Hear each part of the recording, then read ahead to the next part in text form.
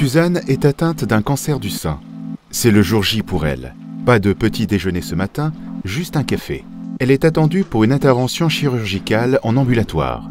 Dans quelques heures, une fois opérée, elle quittera l'hôpital et dormira chez elle ce soir. Madame, Maria François, je suis l'infirmière qui va vous prendre en charge jusqu'à ce soir. Je sors la petite feuille. Donc je vais vous accompagner dans le service de chirurgie ambulatoire où vous serez avant et après le bloc opératoire. Et puis je vous donnerai toutes les instructions sur le programme de la journée quand vous serez installé. D'accord ? Monsieur, il n'y a pas de problème au niveau du site opératoire. Il faudra que votre époux vienne vous chercher. Pour préparer la journée, Suzanne a reçu un appel téléphonique d'une infirmière 48 heures avant l'opération. Et surtout, elle a rendu visite à son anesthésiste quelques jours avant. Le médecin a vérifié qu'elle ne présentait pas de contre-indication à la prise en charge ambulatoire. Il lui a donné tous les conseils nécessaires et l'a rassurée. La chirurgie ambulatoire ne présente que des avantages pour le patient. Je rentre le matin, je sors le soir. Donc, quelque part, c'est pas si grave. Ma maladie, on pourrait se dire, voilà, si vraiment c'était grave, il me garderait plusieurs jours. Donc, on dédramatise la chirurgie. Voilà. Après, il y a d'autres bénéfices qui sont connexes.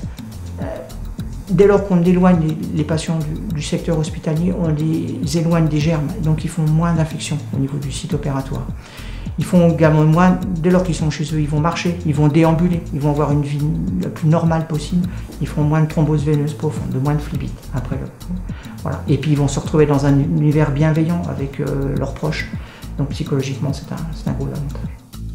Pour faire une prise en charge en ambulatoire, il faut avoir bien entendu parfaitement ciblé l'indication opératoire et cibler également la patiente. Hein. Il ne faut pas que la patiente soit trop fragile, il ne faut pas qu'elle habite évidemment trop loin d'un établissement de santé, mais lorsque l'on a parfaitement ciblé tous ces critères-là, la prise en charge ambulatoire est complètement possible et surtout très sécurisée.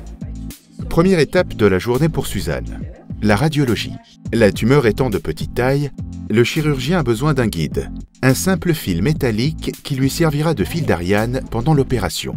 La pose se fait sous anesthésie locale. Après quoi, il faut une mammographie pour vérifier que le fil est bien positionné.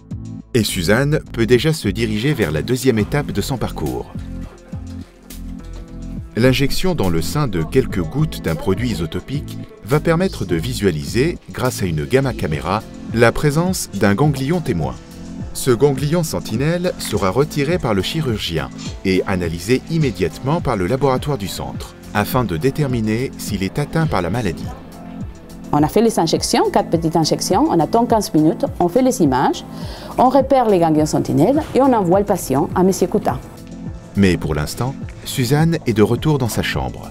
Une petite pause avant de descendre au bloc. Le parcours absolument pas pénible, des petites piqûres, tout ça, mais bon, vraiment rien de méchant. Suzanne est désormais entre les mains du chirurgien. 1h30 d'intervention pendant laquelle les anatomo-cytopathologistes étudieront le ganglion sentinelle. Il n'y a pas de temps à perdre, mais les équipes du centre Georges-François Leclerc sont rodées à l'exercice. 2/3 des opérations conservatrices sont aujourd'hui effectuées en chirurgie ambulatoire dans cet hôpital dijonnais. L'intervention s'est bien passée. Suzanne quitte la salle de réveil où elle est restée sous surveillance pendant près de 2 heures. Encore un peu de patience. Elle va devoir attendre la visite de l'anesthésiste et du chirurgien avant d'être autorisée à quitter l'hôpital. La fin d'une journée chargée mais parfaitement organisée. Ce qui est important et à voir, et on le voit bien avec la patiente que l'on suit aujourd'hui, c'est la fluidité du parcours. C'est un parcours qui est maintenant très rodé, très fluide. Tout se passe facilement, sans stress, dans le calme. Et à chaque étape, cette prise en charge est vraiment optimisée dans les délais. Elle peut poser des questions à tous les moments. Il y a des professionnels très compétents pour répondre à ces questions. Et c'est la fluidité du parcours qui est vraiment à mettre en avant, car il n'y a pas beaucoup aujourd'hui de raisons pour ne pas proposer évidemment cette prise en charge en ambulatoire.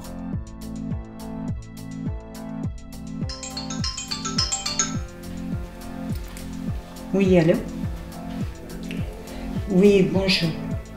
Oui, Comme prévu, au lendemain de l'opération, Suzanne a bien reçu un appel de l'hôpital. c'est le suivi normal dans le cadre de la prise en charge ambulatoire. Je trouve que c'est un avantage, c'est le fait de savoir qu'on rentre le matin et le soir on est chez soi. Donc c'est plus rassurant que de rester plusieurs jours à l'hôpital. Tout le déroulement, en fin de compte, m'a été expliqué, tout ce qui devait se passer pendant ma journée d'opération. À fur et à mesure, on m'a tout expliqué, dans quelle salle j'allais, où j'allais, qu'est-ce qu'on allait me faire. Tout m'a été expliqué. En fin de compte, l'opération, moi, aussi bien l'anesthésie que l'opération, c'est parce que j'appréhendais le plus. C'est la maladie.